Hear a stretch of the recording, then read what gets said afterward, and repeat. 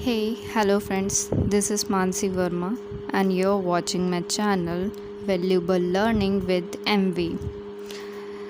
जैसा कि हम दो वीडियोस इसके ऊपर बना चुके हैं, आप जानते होंगे हमारा ये पार्ट 3 बचा था, तो हमें इसे इस वीडियो में कवर करना है। तो हम देख रहे थे कि राम मनोहर लोहिया अवध यूनिवर्सिटी अयोध्या का हम बीएड का सिलेबस डिस्कस कर रहे थे, जो कि फ़र्स्ट ईयर का। तो हमने दो पार्ट्स में इनको कवर किया था, यानी इनके 3 पेपर होते हैं। तो हमने मतलब 5 पेपर होते हैं, तो हमने 3 पेपर को दो वीडियोस में कवर करा और तीसरा पेपर बचा था। तो हमारा तीसरा पेपर आज हम देखेंगे कि इसमें क्या सिलेबस है। तो चलिए शुरू करते हैं। तो हम देखते हैं इसमें कि हमारा जो कोर्स 3 है, हम कोर्स 1 कोर्स 2 देख चुके हैं, तो हमें देखना है कोर्स 3। तो कोर्स 3 में हमारा एजुकेशनल टेक्नोलॉजी एंड आईसीटी है। ठीक है, एजुकेशनल टेक्नोलॉजी एंड आईसीटी। तो आईसीटी क्या है? आईसीटी है इंफॉर्मेशन कम्युनिकेशन एंड टेक्नोलॉजी, यानी कि सूचना संप्रेषण तकनीकी। ठीक है, जो हमारे एजुकेशन में आजकल बहुत अच्छी तरीके से इस्तेमाल हो रही है। ठीक है, ये हमारे एजुकेशन को इफ़ेक्टिव बनाता है, इंटरेस्टिंग बनाता है। ठीक है, तो ये हमारी एजुकेशनल टेक्नोलॉजी है, यानी शैक्षिक तकनीकी एवं सूचना संप्रेषण तकनीकी, यानी आईसीटी। तो चलिए शुरू करते हैं हमारा ये course 3 educational technology and ICT. चलिए, तो इसमें हम कोर्स के ऑब्जेक्टिव देखते हैं, यानी कि इस कोर्स का उद्देश्य क्या है। ठीक है, तो यहाँ हम देखें शैक्षिक तकनीकी एवं संचार सूचना तकनीकी। तो हम देख रहे हैं कोर्स ऑब्जेक्टिव में देखिए, to enable student teacher to learn and understand. Again वही कि मतलब इसमें स्टूडेंट टीचर जो हैं उनको समझ में आए ऐसी चीज़ें, जो कंसेप्ट ऑफ एजुकेशनल टेक्नोलॉजी और उसके अप्रोचेस को कैसे उसे अप्रोच किया जाता है। Classification and methods of writing instructional objective. आपको निर्देशात्मक जो आपके उद्देश्य हैं उनको किस तरीके से क्लासिफाई किया जाता है, या कौन कौन से तरीके हैं उनको लिखने के। Importance of various skills in bringing effectiveness in teaching behaviour. तो जैसे मैंने बताया कि वो इफ़ेक्टिव बनाता है, आपके स्किल्स को इन्हेंस करता है। Use of various teaching skills in classroom situation and adopt effective classroom managerial skills. ठीक है, तो आपको क्लासरूम मैनेजमेंट की जो कौशल है उनको भी इफ़ेक्टिव प्रभावशील बनाता है। Concept of classroom management and it's characteristics and strategies. तो कि कैसे किस तरीके से आप क्लासरूम मैनेजमेंट करेंगे, उनकी विशेषताएं क्या हैं और क्या क्या रणनीतियां हैं, यही सब इसमें आप पढ़ेंगे पेपर 3 में, एजुकेशन टेक्नोलॉजी एंड आईसीटी। तो चलिए हमारा पहला यूनिट देखते हैं। पहला यूनिट हमारा एजुकेशनल टेक्नोलॉजी है। ठीक है, एजुकेशनल टेक्नोलॉजी।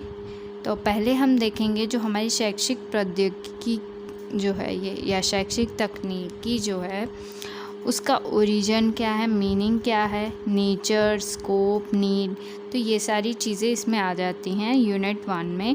यूनिट 1 में इसी में अप्रोचेस, किस तरीके से एजुकेशनल टेक्नोलॉजी को यूज़ किया जाए। हार्डवेयर अप्रोचेस है, सॉफ्टवेयर और सिस्टम अप्रोचेस, 3 टाइप के हैं अप्रोचेस। फिर next types of educational technology, यानी शैक्षिक तकनीकी की कौन कौन से प्रकार हैं, जैसे कि टीचिंग टेक्नोलॉजी हो गया, इंस्ट्रक्शनल टेक्नोलॉजी जैसे हमने देखा था उसमें बता रहे थे, कोर्स ऑब्जेक्टिव में। बिहेवियर टेक्नोलॉजी, इंस्ट्रक्शनल डिज़ाइन, ये सारी यूनिट 1 में।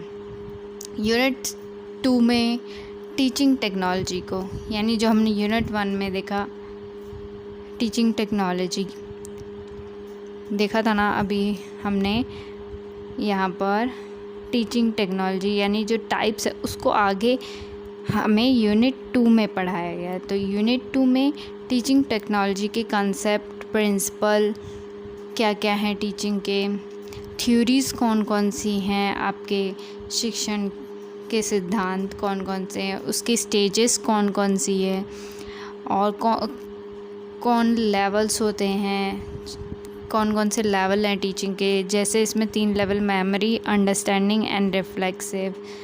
और इसी में हम ब्लूम्स टैक्सोनॉमी भी पढ़ते हैं, अनुदेशात्मक उद्देश्य का, ठीक है।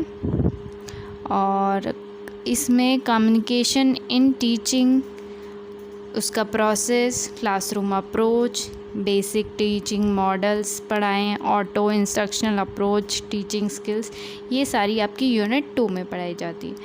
यूनिट 3 देख लें हम लोग। यूनिट 3 में मेथड्स ऑफ टीचिंग बताया गया है, उसी को और ज़्यादा उसके डीप ले जाते हुए मेथड्स बताए हैं टीचिंग के। जैसे ब्रेनस्टॉर्मिंग मेथड है, पार्टिसिपेटरी मेथड है, प्रोजेक्ट मेथड है, कंस्ट्रक्टिव मेथड है, प्रॉब्लम सॉल्विंग मेथड है, सेमिनार वगैरह कराए जाते हैं, प्रोग्राम इंस्ट्रक्शन है, concept attainment and computer assistant instruction है, माइक्रो टीचिंग हो गया, कंसेप्ट्स उसका क्या है, स्टेप्स कौन कौन सी होती है माइक्रो टीचिंग में, उसका कौशल, स्किल्स कौन कौन सी है, या मेरिट्स या डिमेरिट्स यानी गुण एवं दोष कौन कौन से हैं माइक्रो टीचिंग के, ठीक है। माइक्रो टीचिंग में आपको कौशलों का बताया जाता है, मतलब कि कौन कौन से कौशल पे आपको कौशल के हिसाब से टीचिंग करनी होती है। तो स्किल्स डेवलपमेंट के लिए होता है ये, आपके टीचिंग के स्किल्स को डेवलप करना।